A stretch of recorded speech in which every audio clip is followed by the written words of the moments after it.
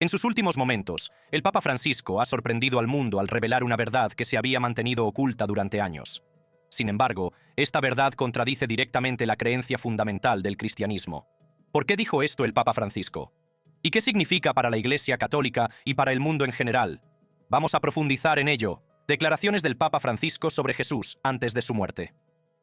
El Papa Francisco ha desatado la polémica con una declaración que muchos consideran que socava el mensaje fundamental del cristianismo. En un reciente discurso público, el Papa afirmó que todas las religiones son caminos hacia Dios, una declaración que ha dejado en estado de shock a teólogos y creyentes. Durante un encuentro interreligioso, el Papa Francisco declaró: «Todas las religiones son caminos hacia Dios. Son como diferentes idiomas que expresan lo divino, pero Dios es para todos, y por lo tanto, todos somos hijos de Dios». Esta afirmación desató inmediatamente una tormenta de críticas, ya que contradice una de las creencias fundamentales del cristianismo, que la salvación solo se alcanza a través de Jesucristo. Durante siglos, la fe cristiana se ha basado en las palabras del propio Jesús: «Yo soy el camino, la verdad y la vida. Nadie viene al Padre sino por mí». Esta doctrina ha sido la base de la enseñanza cristiana, lo que hace que los comentarios del Papa no solo sean controvertidos, sino que, para muchos, sean directamente heréticos. Uno de los primeros en reprender al Papa Francisco fue el obispo Joseph Strickland, un crítico abierto de la reciente orientación del Vaticano. Strickland recurrió a las redes sociales para instar a los creyentes a rezar por el Papa para que reafirmara a Cristo como el único camino hacia la salvación. Negar esto es negarlo a Él. Si negamos a Cristo, Él nos negará a nosotros, no puede negarse a sí mismo, advirtió. El pastor Greg Laurie se hizo eco de estos sentimientos y recordó a sus seguidores que el cristianismo no es solo una opción entre muchas, sino que es el único camino verdadero. La declaración del Papa también ha avivado la preocupación de que el Vaticano se esté desviando hacia una teología universalista, diluyendo la exclusividad del sacrificio de Cristo. Los críticos argumentan que tal perspectiva no solo contradice las Escrituras, sino que socava la Gran Comisión, en la que Jesús ordena a sus seguidores que hagan discípulos de todas las naciones, bautizándolos en su nombre. No es la primera vez que se acusa al Papa Francisco de difuminar las líneas teológicas. Sus comentarios anteriores sobre cuestiones como el aborto y el cambio climático han provocado a menudo divisiones dentro de la Iglesia. Sin embargo, esta última afirmación golpea el corazón de la doctrina cristiana. Si todas las religiones conducen a Dios, ¿por qué tuvo que morir Cristo? Algunos argumentan que las palabras del Papa se han sacado de contexto, que simplemente estaba haciendo hincapié en el diálogo interreligioso. Otros creen que está remodelando deliberadamente la doctrina católica para alinearla con una visión del mundo más moderna e inclusiva. Independientemente de la intención, las consecuencias son profundas. El Papa ocupa uno de los puestos más influyentes del cristianismo mundial. Sus palabras tienen peso y cuando contradicen las Escrituras, corren el riesgo de desviar a millones de personas. La Iglesia se enfrenta ahora a un momento crucial. ¿Corregirá el rumbo y reafirmará el papel exclusivo de Cristo en la salvación, o seguirá por la senda de la ambigüedad teológica? A la tensión se suma la respuesta de altos cargos del clero dentro del Vaticano.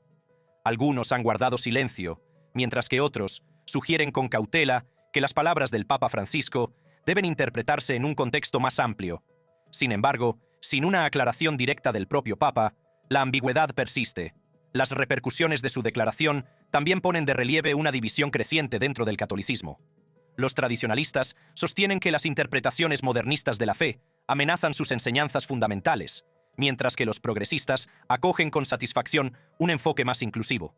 Además, destacados pastores y teólogos han recurrido a las redes sociales para expresar su preocupación y pedir claridad. Por otra parte, el Papa Francisco abordó recientemente diversos temas, entre ellos la violencia en Tierra Santa y la inteligencia artificial, en una entrevista concedida al periódico italiano La Stampa. Cuando se le preguntó sobre las bendiciones para las parejas irregulares, concretamente las de mismo sexo, el Papa respondió que las críticas más virulentas proceden de pequeños grupos ideológicos. Destacó la diferencia cultural con los católicos africanos, que en general ven la homosexualidad de forma negativa, diciendo: «Para ellos, la homosexualidad es algo malo desde el punto de vista cultural, no la toleran». Francisco expresó que, con el tiempo, el espíritu de la declaración Fiducia Supplicans del Dicasterio para la Doctrina de la Fe tranquilizaría a todos. La declaración tiene como objetivo incluir, no dividir, e invita a acoger a los demás y encomendarlos a Dios. Francisco aclaró además que no teme una escisión en la Iglesia. Hizo hincapié en que el Evangelio llama a la santificación de todas las personas, afirmando: todos somos pecadores. ¿Por qué entonces hacer una lista de pecadores que pueden entrar en la Iglesia y otra de pecadores que no pueden estar en la Iglesia? Esto no es el Evangelio. Sus comentarios fueron una defensa del enfoque inclusivo de la Iglesia.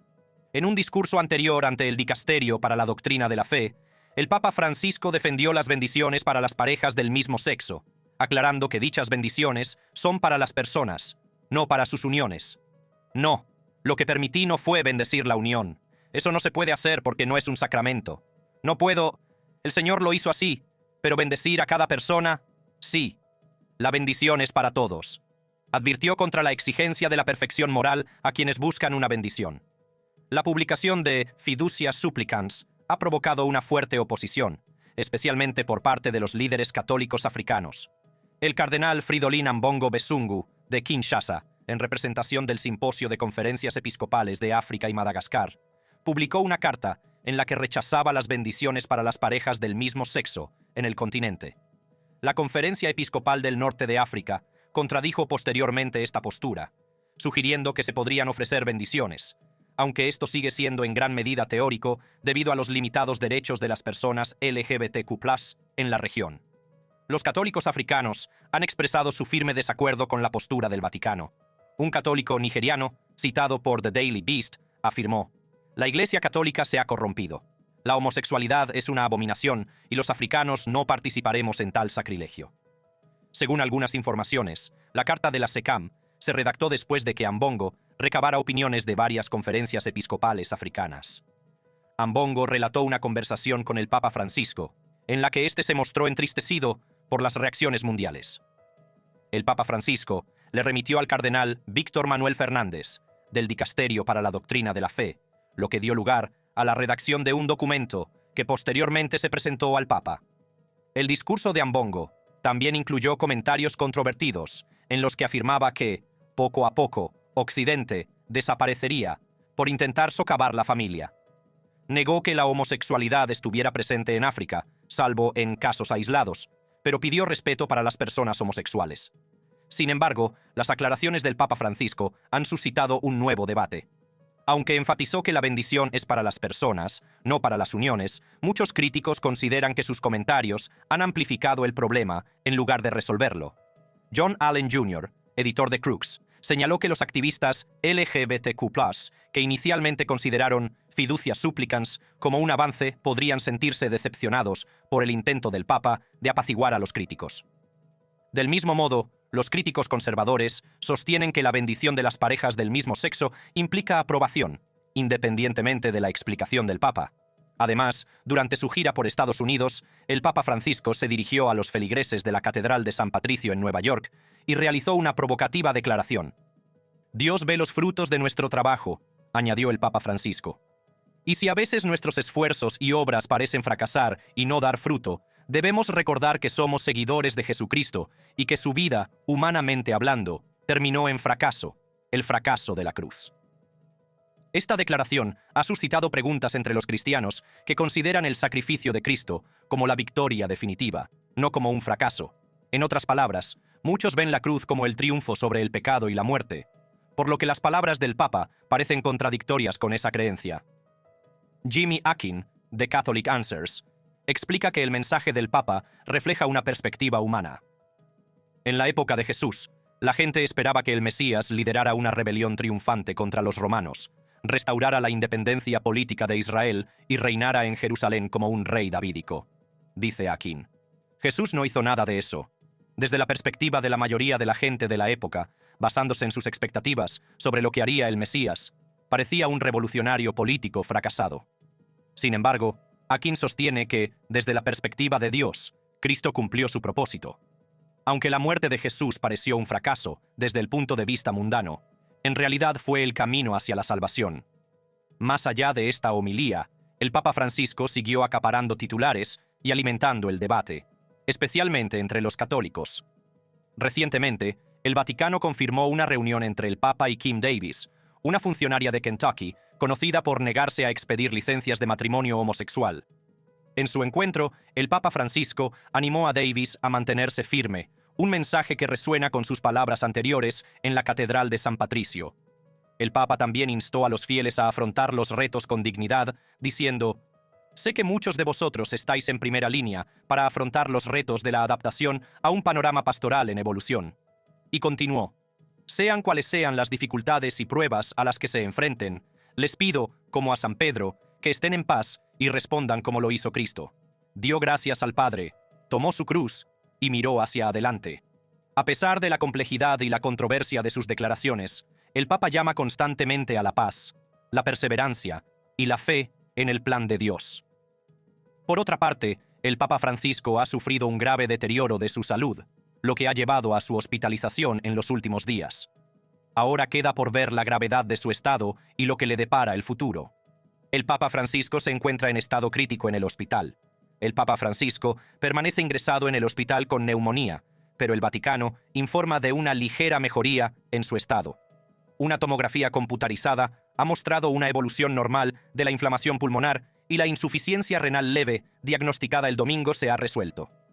El parte vespertino del Vaticano del miércoles afirmaba que el estado clínico del Santo Padre en las últimas 24 horas ha mostrado una nueva y leve mejoría, aunque no aclaraba si su estado sigue siendo crítico.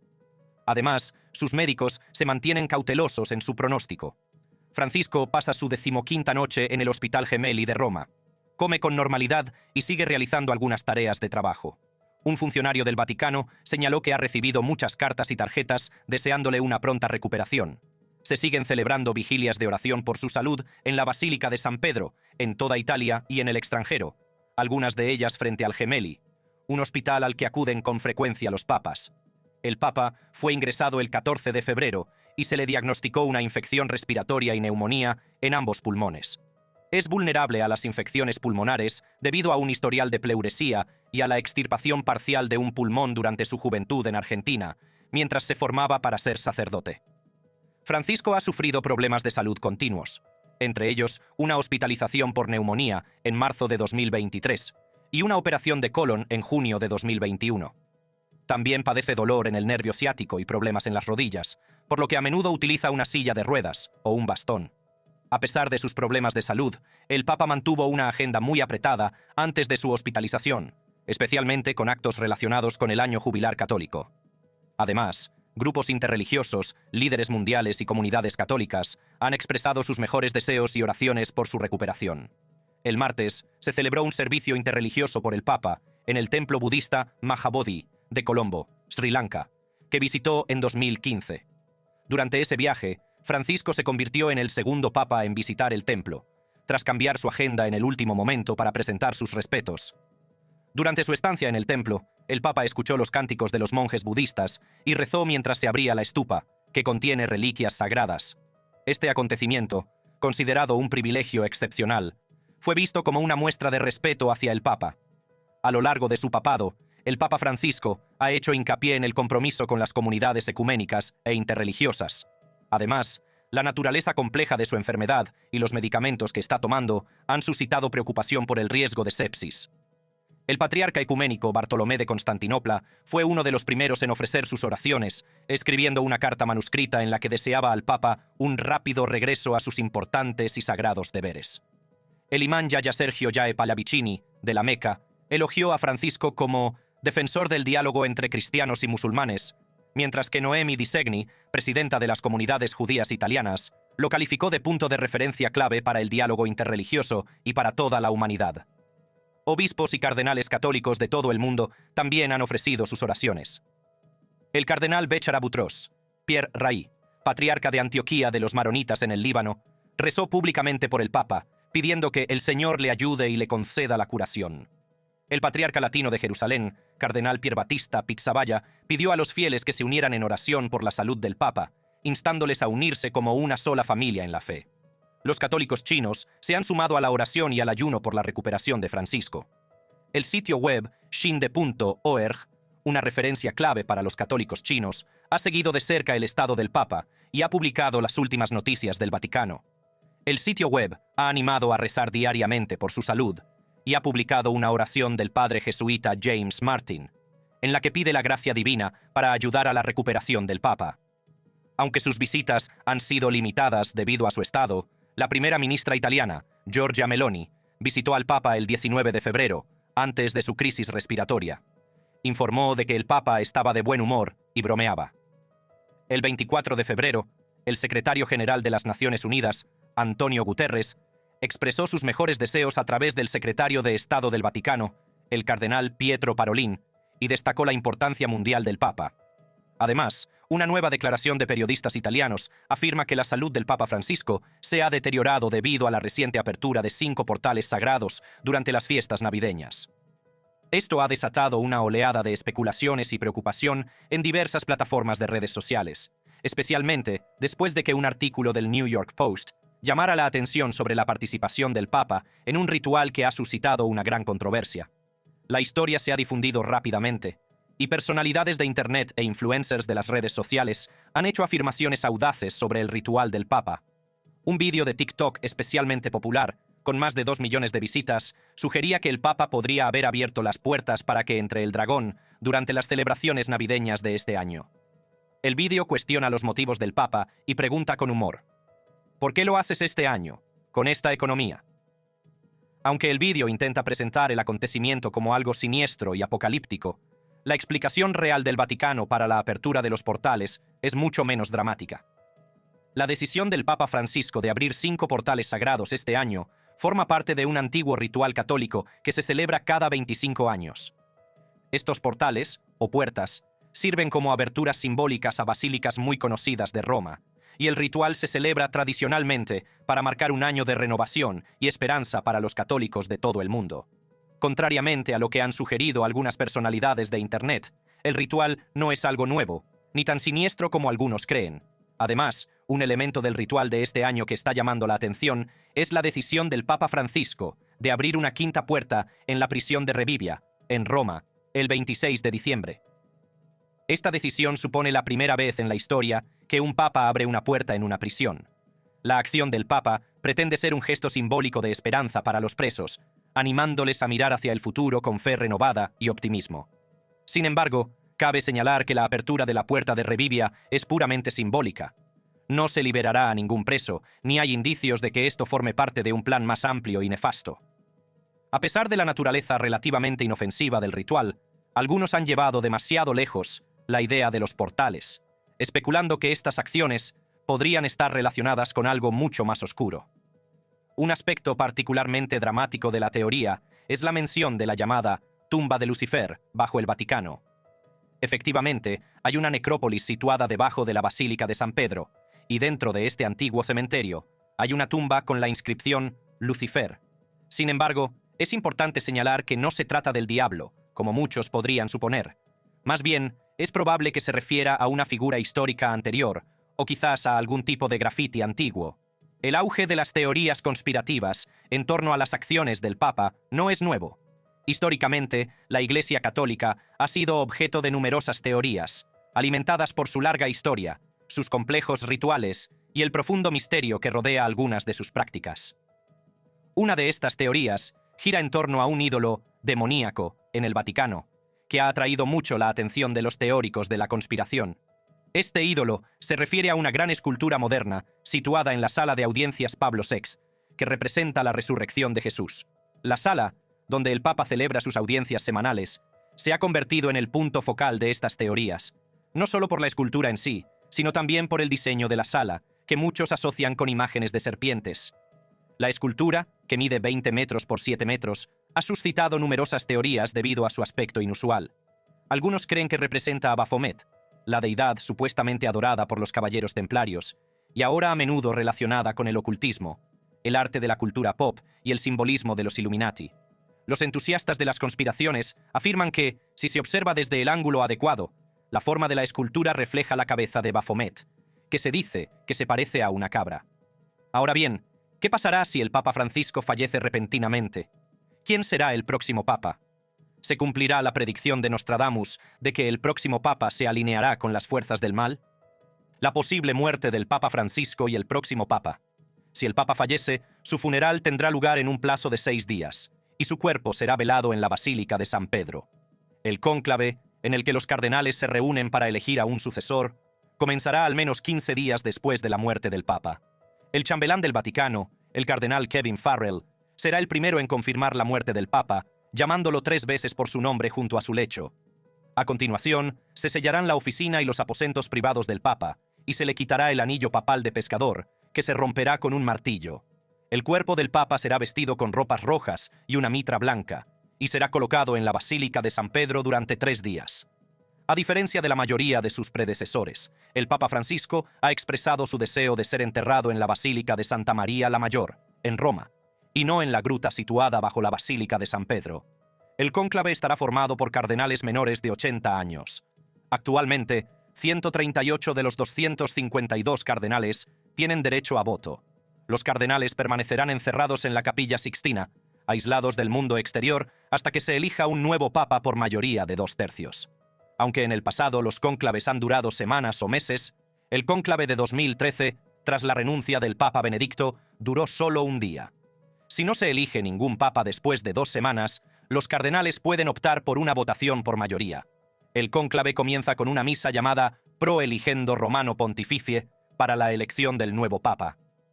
Los cardenales entrarán en la Capilla Sixtina después de cantar la letanía de los santos y el himno Veni Creator. Cada cardenal prestará juramento de secreto antes de votar.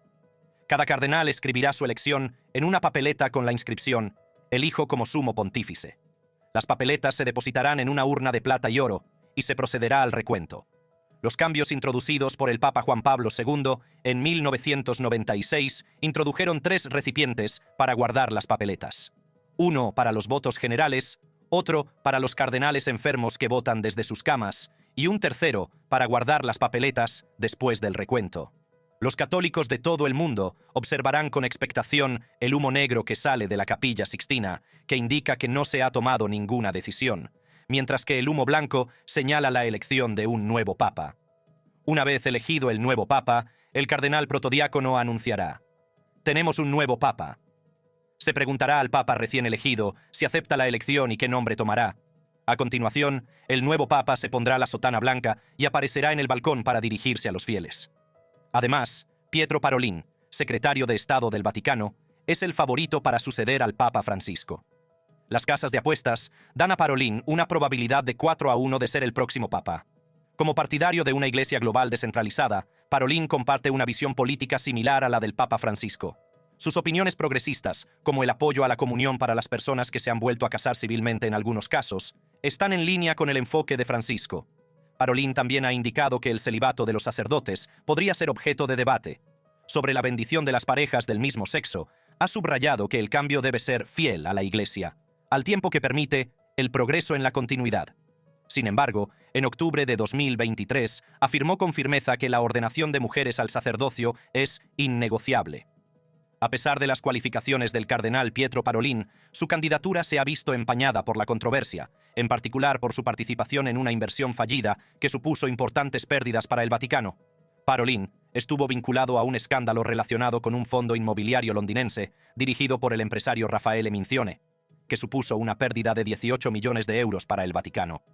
Los esfuerzos por salir del acuerdo y conservar una participación en la propiedad fracasaron cuando el corredor Gianluigi Torsi supuestamente engañó a la Iglesia al tomar el control de la propiedad. Cuando finalmente se vendió la propiedad, el Vaticano perdió alrededor de 140 millones de euros, gran parte de los cuales procedían de donaciones. Aunque algunas personas fueron acusadas de delitos financieros, entre ellos malversación y fraude, Parolin nunca fue imputado, aunque se informa de que estaba al corriente del acuerdo. En un hecho relacionado, un tribunal británico ha ordenado al Vaticano que haga públicos los mensajes de texto y los correos electrónicos confidenciales entre Parolin y el arzobispo Edgar Peña Parra, los 2 máximos responsables de la Secretaría de Estado. Esta sentencia está relacionada con una demanda presentada por Raffaele Mincione, uno de los 10 imputados en el juicio del siglo del Vaticano. Mincione, que opera principalmente en el Reino Unido, presentó la demanda en 2020, alegando que la acusación del Vaticano dañó su reputación. Inicialmente, el tribunal británico había decidido aplazar el caso hasta que concluyera el juicio del Vaticano, pero revocó esa decisión en 2022. Mincione, junto con su fondo Athena Capital Fund, ha solicitado acceso a una serie de comunicaciones entre Parolin y Peña Parra, relacionadas principalmente con la controvertida compra de un antiguo almacén de Harrods en Londres, una cuestión central en el proceso judicial en curso. Los equipos jurídicos han solicitado acceso a los mensajes intercambiados a través de plataformas como WhatsApp, Signal y Telegram. En respuesta, los abogados del Vaticano presentaron una declaración del padre Carlos Fernando Díaz Paniagua, en la que argumentaban que las comunicaciones están protegidas por el secreto pontificio y que cualquier violación se consideraría un pecado grave. Además, la participación de Parolin en el controvertido acuerdo sino-vaticanista con Pekín ha suscitado importantes críticas, en particular por su aparente colaboración con un régimen comunista represivo. El acuerdo, que permite al gobierno chino nombrar obispos sin la aprobación del Vaticano, aunque este último conserva el derecho de veto, está previsto que se renueve en octubre de 2025. Este acuerdo, envuelto en el secreto, ha sido objeto de un intenso escrutinio tanto por parte de grupos de derechos humanos como de miembros de la Iglesia Católica Romana, especialmente teniendo en cuenta el historial de represión religiosa de China. Bajo el mandato del presidente Xi Jinping, China ha intensificado la persecución de grupos religiosos, incluidos los uigures y otras minorías. El gobierno ha detenido a millones de personas en campos de internamiento, ha llevado a cabo una vigilancia masiva y ha intentado borrar las culturas minoritarias. Mientras el Vaticano se dispone a renovar el acuerdo con Pekín, Xi inicia un tercer mandato sin precedentes, consolidando aún más su poder. Su administración está remodelando las religiones en China, obligando a las iglesias a promover la lealtad al partido en lugar de la fe, y exigiendo que todas las instituciones religiosas exhiban banderas nacionales y se alineen con la ideología estatal. A pesar de estos abusos, el Vaticano ha defendido el acuerdo, que el Papa Francisco ha calificado de diplomacia y paso necesario para mantener la presencia católica en China. Sin embargo, la postura del Vaticano ha despertado la alarma tras la detención, en mayo de 2022, del cardenal Zen, defensor de los derechos humanos, arrestado por apoyar las protestas a favor de la democracia en Hong Kong. Los funcionarios del Vaticano, incluido el cardenal Parolin, restaron importancia a la detención y destacaron la importancia de las relaciones entre el Vaticano y China. La decisión del Vaticano de renovar este acuerdo corre el riesgo de respaldar tácitamente las políticas de Pekín, lo que podría convertirlo en cómplice de violaciones de los derechos humanos. Sin embargo, todavía hay tiempo para que el Vaticano impulse un acuerdo transparente que respete las libertades religiosas y abogue por la liberación de los líderes eclesiásticos detenidos, como el cardenal Zen. Además, algunos expertos sugieren que el astrólogo francés Michel de Nostredame, conocido como Nostradamus, podría haber predicho la muerte y el sucesor del Papa Francisco. Nostradamus, a menudo considerado el profeta de la fatalidad, es creído por algunos como el autor de profecías sobre grandes acontecimientos mundiales, como el Gran Incendio de Londres, el ascenso de Adolf Hitler, los atentados del 11 de septiembre, la pandemia de COVID-19 y el terremoto del día de Año Nuevo del año pasado en Japón. En su libro de 1555, Les Prophéties, hizo predicciones sobre guerras, pestilencias, desastres naturales, asesinatos políticos y mucho más. Recientemente, algunos han relacionado las predicciones de Nostradamus con el estado crítico del Papa Francisco. En uno de sus escritos, Nostradamus afirmó: «A través de la muerte de un pontífice muy anciano, será elegido un romano de buena edad. De él se dirá que debilita su sede, pero permanecerá mucho tiempo en el cargo y con una actividad mordaz». A continuación, añadió: «En la persecución final de la Santa Iglesia Romana, se sentará Pedro el Romano, que pastoreará a sus ovejas en muchas tribulaciones, y cuando estas cosas hayan terminado, la ciudad de las 7 colinas será destruida, y el juez terrible juzgará a su pueblo».